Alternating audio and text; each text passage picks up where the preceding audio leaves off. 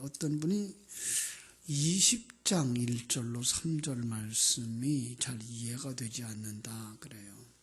그래서 오늘 말씀에 잠깐 이해를 넣기 위해서 20장 1절로 3절을 볼게요.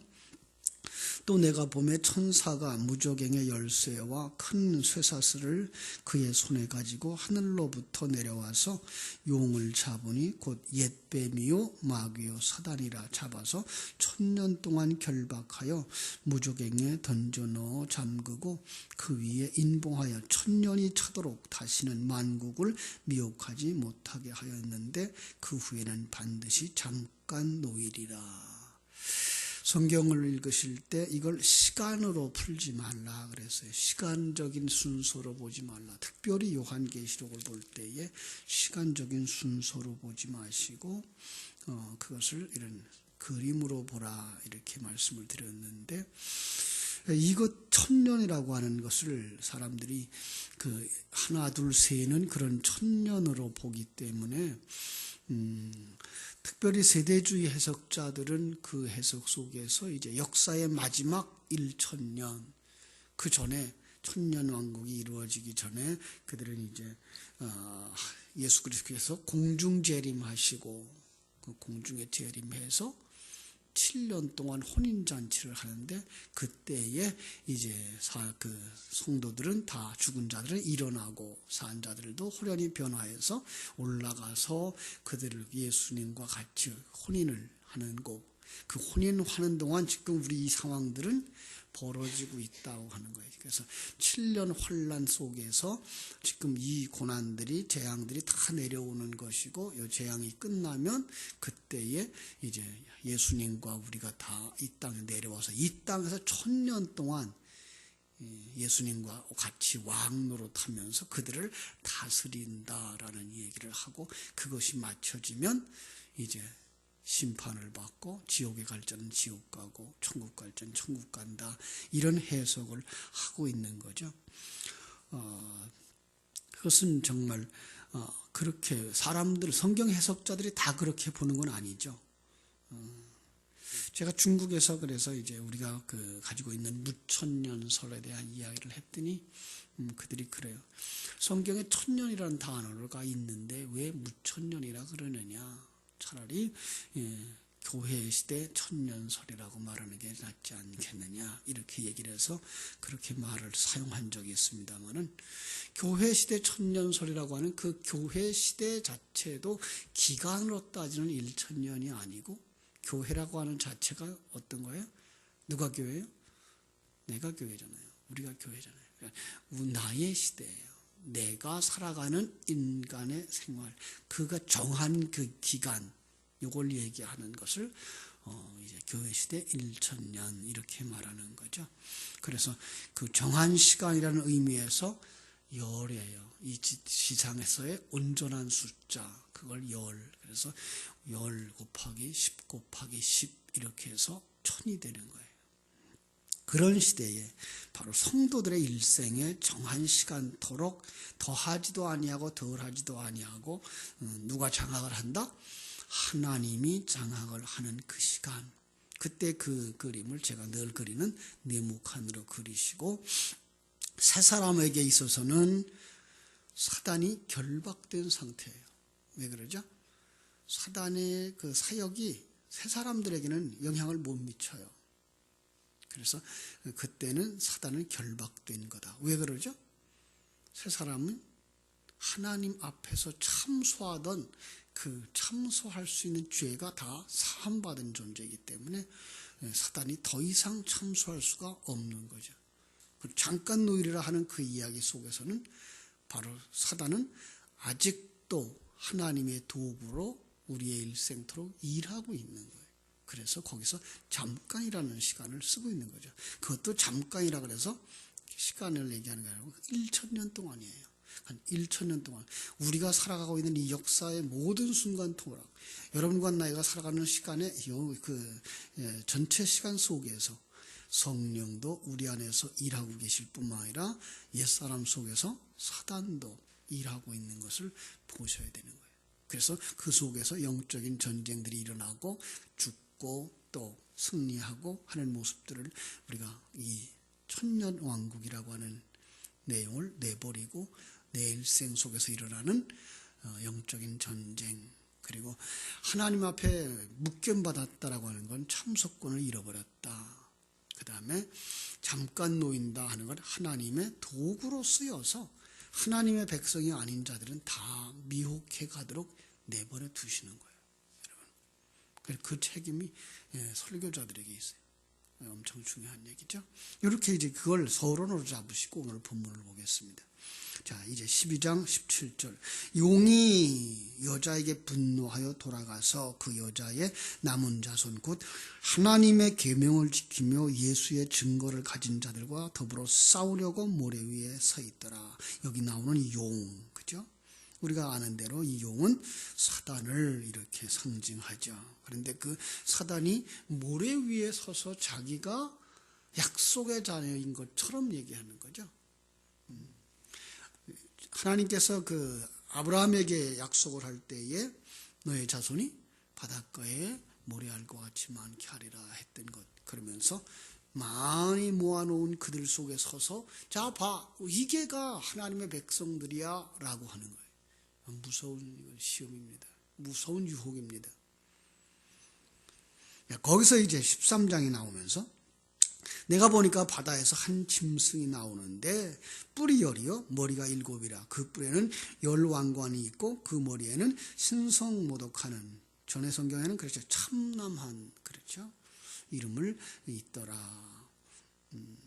자, 바다에서 올라오는데 그 바다가 어디죠? 바다. 하나님이 바다를 만드시고 그 바다에다 어떤 걸 만들었죠? 큰 물고기, 그렇겠죠. 큰 물고기가 탄닌이란 말인데 그것은 바로 옛뱀, 용이라고 하는. 그러니까 바다를 누구에게 준 거예요? 사단의 발판으로 준 거예요. 이 세상이에요. 그런데 그걸 바다로 이렇게 그림 그려놓고 있고 거기서 이제 나오는 거죠. 그런데 그 나오는 그의 그 묘사하는 단어들이 어디서 봤던 거죠? 12장 3절로 4절 보시면 나오죠. 그렇죠? 하늘에 또 다른 이적이 보이니 보라, 큰 붉은 용이 있어 머리가 7이요 뿔이 10이라 그 여러 머리에 7 왕관이 있는데 그 꼬리가 하늘의 별 3분의 1을 끌어다가 땅에 던지더라. 이게가 그 단어들이 그대로 지금 바다에서 올라오는 짐승에게 쓰여지고 있는 거예요. 뿔이 10이요 머리가 7이라 그 뿔에는 10왕관이 있고, 그래서 그들이 뭐예요? 이기고 또 이기도, 이거죠. 그들의 능력이 얼마나 강한지를 이야기하고 있는 것이 뿔이라고 했고, 그죠? 그런데 그 모습이 어떤가 하면 2절, 13장 2절. 내가 본 짐승은 표범과 비슷하고 그 발에는 곰의 발 같고 그 입은 사자의 입 같고 용이 자기의 능력과 보좌와 큰 권세를 그에게 주었더라. 자, 이건 지금 그 내가 올라온 짐승을 봤어요. 하나예요. 그런데 그 하나의 짐승 속에다 지금 뭐를, 이런 표범 같고 곰 같고 사자 같은 이런 것들을 그에게 이렇게 다 씌워놓은 그림. 그러니까 용 자체가 그런 그림이라고 그랬죠. 용 자체가 우리가 알고 있는 12성상에 있는 그 대표적인 것들을 상징으로 다 모아서 모든 세력의 집결체, 이것을 바로 용이라고 표현한 것처럼 여기도 지금 한 마리 짐승에다가 이런 사자 같고 표범 같고 곰 같은 상징을 갖다 넣은 거예요. 그런데 이것도 어디서 인용해 온 거라고요? 다니엘서에서 인용해 온 거라 했죠. 그죠? 다니엘서 한번 가볼까요? 다니엘서 7장으로 갈게요.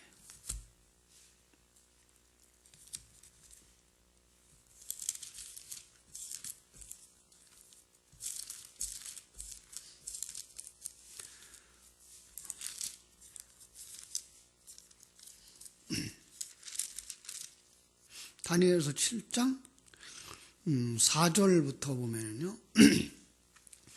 3절에 이런 말이 있어요. 큰 짐승 넷이 바다에서 나왔는데 그 모양이 각기 다르더라. 여기서 이제 대표적인 낱말만 제가 찾을게요. 4절에 첫째는 사자와 같은데 5절에 다른 짐승 곧 둘째는 곰과 같은데 6절 그 후에 내가 또 본즉 다른 짐승 곧 표범 같은 것이 7절 내가 밤 환상 가운데 그 다음에 본 넷째 짐승은 무섭고 놀라우며 또 매우 강하며 또 쇠로 된 큰 이가 있어서 먹고 부서뜨리고 그 나머지를 발로 밟았으며 그 짐승은 전에 모든 짐승과 다르고 또 10뿔이 있더라. 이런 그림이에요. 그러니까 여기서는 하나하나를 구별해 놨어요. 그죠? 그런데 그것이 하나하나 구별해 놨던 것이 누구를 얘기하는가 하면 지금 이 신약성경 계시록에서는 그게 저기예요. 하나의 짐승에다 다 붙여놓은 거예요.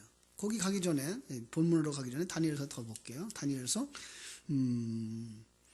7장 27절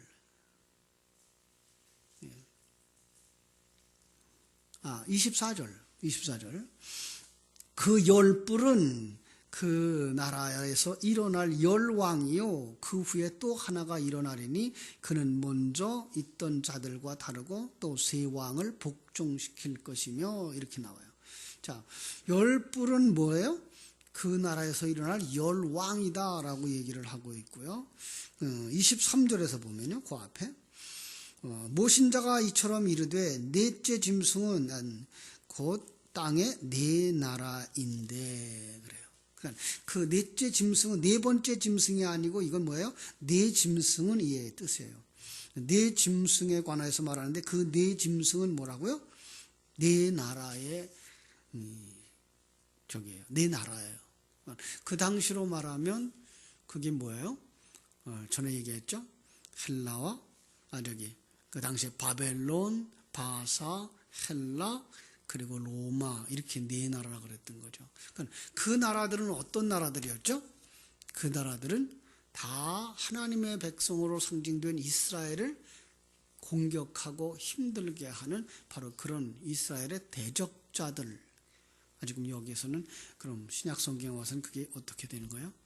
하나님의 백성을 대적하는 그 무리를 하나에다가 다 그때에 설명했던 그 내용들을 다 붙여놓고 그러한 사자같이 공격적이고 왕같은 세상의 왕같은 그리고 곰같이 힘있고 그죠? 표범같이 날카롭고 또 공격적인 그런 것들을 다 누가 가지고 있다고요? 사단이 가지고 있다라고 하는 얘기예요. 그런데 지금 얘기한 그 13장에서 보았던 그 내용들이 어디서 보았던 내용이에요? 또 12장에서 나오는 바로 그런 용을 설명했던 해석과 똑같은 거라. 용을 해석했던 그 단어들, 용을 묘사했던 그 단어들과 바다에서 올라온 그 단어들이 그 짐승을 그 묘사하는 단어들이 다 똑같은 거예요. 그걸 말하면 우리가 다 아는 말과 같아요. 무엇과 같은가 하면은 성부와 성자와 성령이 다 능력과 권세와 속성에 있어서 동일하다라고 하는 걸 그대로 모방하고 있는 거예요. 그래서 용도 바다에서 올라온 짐승도 이제 13장 13절부터 보면 11절부터 보면 땅에서 올라오는 짐승이 있는데 그 땅에서 올라오는 짐승까지도 다 어떻다고요? 동일한 그 권세와 능력을 가진 사단의 속성들을 이야기를 하고 있는 거예요. 그러니까 삼위일체 하나님을 그대로 모방하면서 심지어는 어느 정도까지 모방하는가 보세요. 자, 13장으로 왔습니다. 계시록 13장 3절 그의 머리 하나가 상하여 죽게 된 것 같더니 그 죽게 되었던 상처가 나음에 온 땅이 놀랍게 여겨 짐승을 따르더라. 요 묘사도 그 계시록 5장 6절에서 나왔었어요. 자, 계시록 5장 6절 내가 또 보니 보좌와 네 생물과 장로들 사이에 한 어린 양이 서 있는데 일찍이 죽임을 당한 것 같더라. 그게 누구였죠? 예수 그리스도예요. 그러니까 예수 그리스도가 죽임을 당한 것 같았는데 지금은 살아있는 그 형태인데 여기서도 지금 그걸 그대로 모방해서 머리 하나가 죽게 되었던 것 같다가 그 죽게 되었던 상처가 나음에 온 땅이 놀라는 거예요. 그러니까 예수 그리스도가 죽었다 살아나도 하나님의 백성들은 따라가지 않지만 이 거짓, 그죠? 모방하고 있는, 하나님을 모방하고 있는 그들이 이런 표적을 가지고 나타나면 사람들은 다 그들을 따라가는 거예요. 예. 그 다음에 그 용이 그에게 능력과 권세와 보좌에 큰 권세를 주어요. 2절에도 그랬죠. 2절 마지막 부분에 용이 자기의 능력과 보좌와 큰 권세를 그에게 주었더라. 또 4절 용이 짐승에게 권세를 주므로 그래. 그래서 용이 그에게 권세를 줘요. 그러나 성부가 성자에게 그 권세를 주신 것과 똑같은 얘기를 하고 있는 거죠. 그랬더니 그 짐승이 누구를 경배해요? 용을 경배해요. 그러니까 우리 예수님이 완전히 하나님에게 순종했던 것처럼 지금 그들도 그 바다에서 올라온 짐승이 완전히 그 용에게 굴복하고 있는 그런 모습을 보여주는 거예요. 자, 그러면서 또 왕은, 그 용은 어떻게 했나 보세요. 짐승에게 경배하여 이르되 누가 이 짐승과 같으냐, 누가 능히 이와 더불어 싸우리요 하더라. 누구예요? 그들을 쫓아가는 무리들. 그러니까 그들 속에, 오늘 우리들 속이죠. 우리들 속에, 또 세상 사람들의 눈 속에는 보이지 아니하는 하나님의 그 표적은 안 보여요. 그런데 뭔 보여요? 세상 것에 대한 보이는 표적은 보인단 말이에요. 그러면 보이지 않는 것의 기적, 이것보다는 보이는 사람의 변화를 더 자랑스러워하게 되어 있어요. 여러분, 실상은 그래서 표적 중에 가장 큰 표적은 뭐예요? 내가 예수를 믿는다는 거예요. 예. 그런데 많은 사람들은 그거는 너무나 작아 보여요. 왜? 보이지 않거든요. 그래서 남에게 보여주는 어떤 걸 내놓고 싶어 하거든요. 심지어 그래서 많은 사람들은 그것을 하나의 이야기를 만들어 가지고 다니기까지 해요. 심지어 이제 구원파에서는 뭐라 그래요? 너 언제 구원받았니? 몇 년, 몇 월, 며칠. 그래가지고 구원의 간증을 하려고 과거에 그걸 다 만들었잖아요. 과거에 이런 일이 있다가 이랬으면 그때 내가 거듭났나 보다 생각하고선 그걸 이야기화 해가지고 나는 그랬었고 지금은 어떻고 미래는 어떨 거야 라는 얘기를 쭉 이제 간증거리로 만들어 가지고 다니면서 전도를 했던 것. 그런데 내가 태어난 날은 몰라요. 여러분 태어난 날짜 알아요? 그건 엄마 아버지가 가르쳐줘서 아는 거지. 내가 태어나서 어떻게 그날을 내가 기억해요? 아무도 모르죠. 영적으로 태어나도 마찬가지예요. 영적으로 태어나도 우리가 그 영의 눈이 열려진 그걸 가지고 세상의 눈으로도 볼 수도 없거니와 영의 눈으로 태어나는 그 순간은 아주 작은 빛이에요. 아주 희미한 시력이에요. 그걸 되새김질하고 진리와 성령의 말씀으로 다시 씻고 해서 그 눈이 밝아지고 그 생명이 성장해가면서 이해력이 생겨지는 것이지 그냥 한순간에 탁 예수 믿었어. 그래서 나 오늘 다 완성되었어. 이건 없어요. 그래서 하나님은 우리들에게 그 긴 일정들을 우리에게 허락하시는 거죠. 자, 그 짐승이 5절 13장 5절 또 짐승이 과장되고 신성모독을 말하는 입을 받고 여기서 짐승이 입을 받았어요. 그런데 그 입이 뭔가 하면은 전에 성경에는 큰 말이라고 그랬죠. 큰 말, 그건 뭐예요? 메가스라고 하는 단어를 쓰는데 과장한다는 말보다는 말에 능한이 더 표현이 좋을 거예요. 그래서 말에 능하고 그 다음에 신성모독을 그 전에 말은 그래 참남하다 이랬어요. 참남한 말을 그러니까 그것을 이제 바꿔서 신성모독이라고 하는데 그게 말하는 그 입은 뭐예요? 하나님을 모욕하는 것인데 그 하나님을 모욕하고 사람들을 유혹하기에 능한 입을 가진 거예요. 그래서 그 일을 몇 달 동안 한다고요? 42달 동안. 자, 그러니까 성경 속에서 지금 우리가 살펴보는 42달, 1260일, 한때, 두때, 반때, 1000년은 같은 숫자의 기간인 거 기억하시면 돼요. 예. 그 기간 동안에 이 사단은 우리 안에서 아주 능하게 자기의 이론을 가지고서 설득시켜서 우리 옛사람을 성장하지 못하게 만드는 거죠.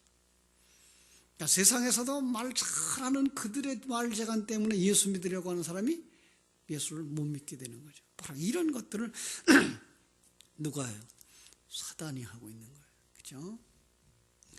6절 짐승이 입을 벌려 하나님을 향하여 비방하되 그래서 그러잖아요. 그 입을 받았는데 그 입을 이제 열자 뭐가 돼요? 하나님을 향하여 비방하고 그죠? 그의 이름과 그의 장막 곧 하늘에 사는 자들을 비방하더라. 누구예요? 하나님의 백성들이잖아요. 그 비방하더라, 모욕하더라, 모독하더라. 어디서 본 것 같죠? 어디서 본 것 같아요? 창세기 3장에서. 그죠? 창세기 3장에서 보면은 한번 보고 갈게요. 창세기 3장 1절로 5절에서 사단은 계속해서 이렇게 얘기를 해요. 뱀은 여호와 하나님이 지으신 들짐승에 가장 간교하니라. 뱀이 여자에게 물어 이르되 하나님이 참으로 너희에게 들어 동산 모든 나무의 열매를 먹지 말라 하더냐. 여자가 뱀에게 이르되 동산 나무의 열매는 우리가 먹을 수 있으나 동산 중앙에 있는 나무의 열매는 하나님 말씀에 너희는 먹지도 말고 만지지도 말라 너희가 죽을까 하노라 하셨느니라.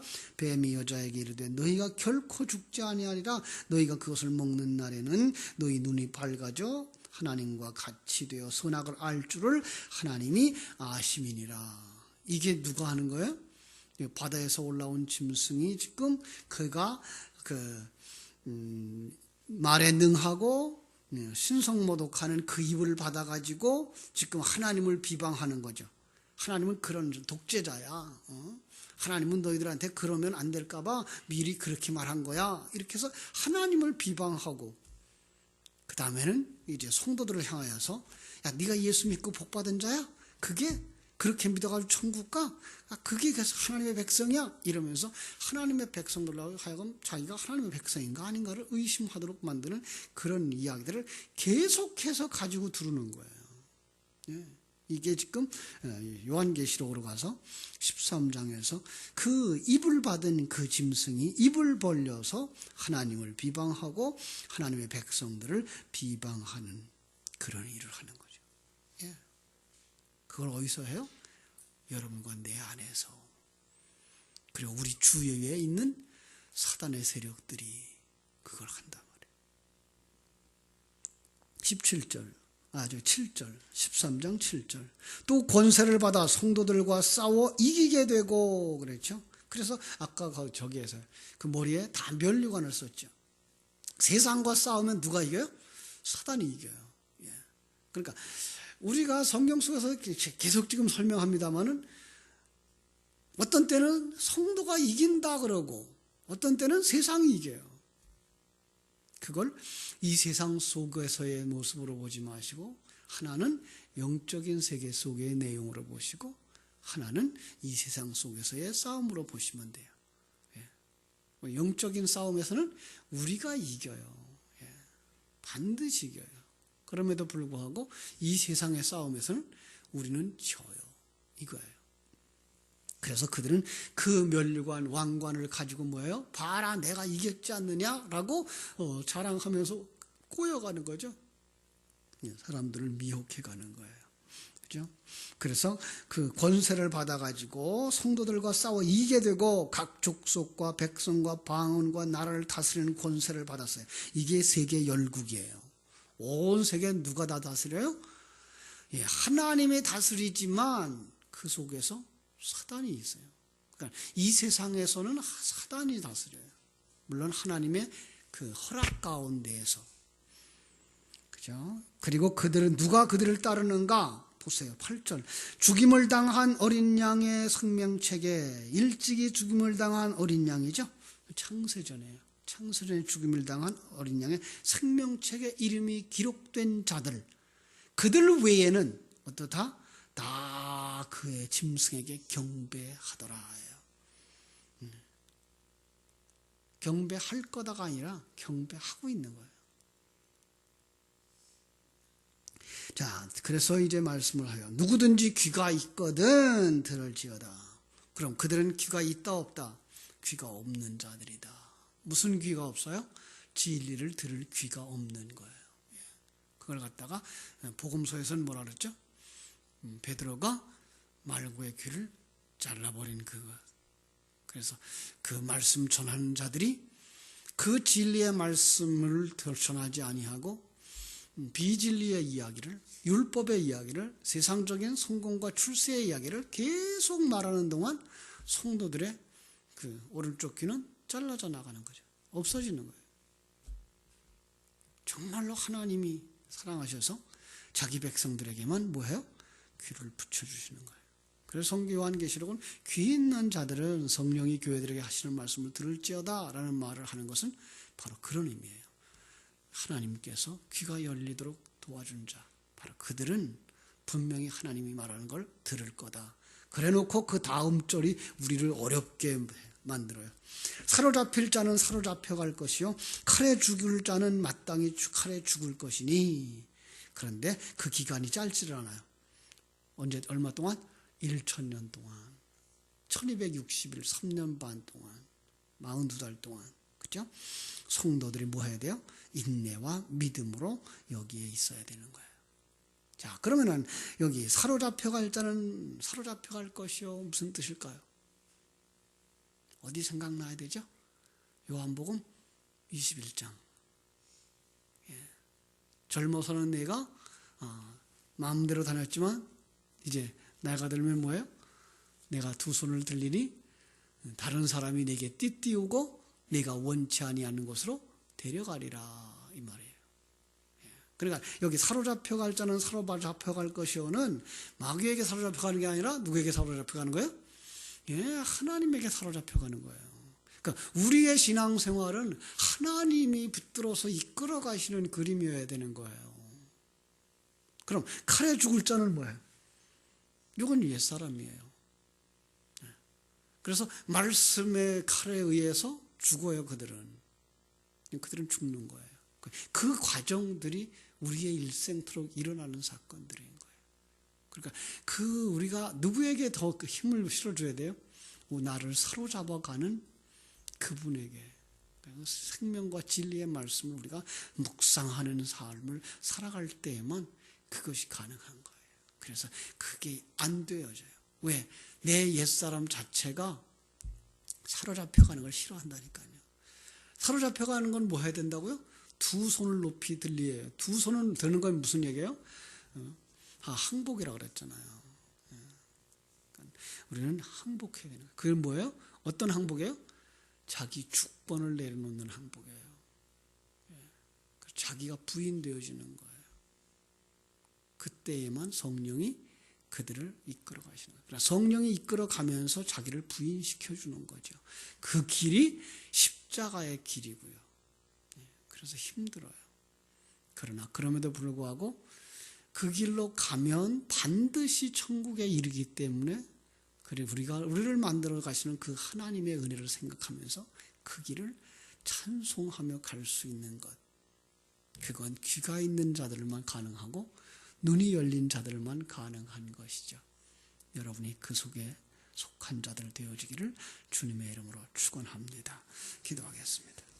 하나님 우리 아버지, 하나님의 크신 사랑과 은혜를 감사하고 감사합니다. 웬일입니까? 웬 은혜입니까? 세상 사람들처럼 사단에 속하고 세상에 속하고 마귀에게 속하여 제가 할 길로 갈 수밖에 없었던 저희들, 지옥으로 버려질 수밖에 없었던 저희들 속에 생명과 진리의 말씀으로 오셔서 우리의 신비에 새겨주시고 진리의 말씀을 우리에게 주사 되새김질하게 해주시고 우리의 눈을 열어주시고 귀를 열어주시고 하나님이 우리 속에서 일하시고 계신 사실을 볼 수 있게 해주시니 감사합니다. 악한 마귀 사단은 하나님을 모방하고 여러 가지 것 가지고 유혹하러 오지만 진리에 눈이 열려진 자들은 결코 그들을 쫓아가지 아니할 것이며 진리를 따라서 자기의 생애가 하나님과 함께 되는 하나님의 사람으로 완성되어지기를 소망하고 하늘에서 이룬 것 같이 땅에서도 이루어지이다라고 고백할 수 있는 자들 되게 해주실 줄로 믿습니다. 이 새벽을 깨우는 사랑하는 성도들의 귀가 열려지게 해주시고 눈이 열려지게 해주시고 하늘나라를 기억하게 환하게 바라보아서 이 땅에서의 살아가는 삶이 조금 힘들고 또 남부들보다 연약해져 있다 할지라도 그 속에서 하나님을 찬송하며 잘 만들어져 가고 있는 자신을 기뻐하고 하나님을 찬송할 수 있는 복된 성도들이 되게 하여 주시옵소서. 예수님의 이름으로 기도하옵나이다.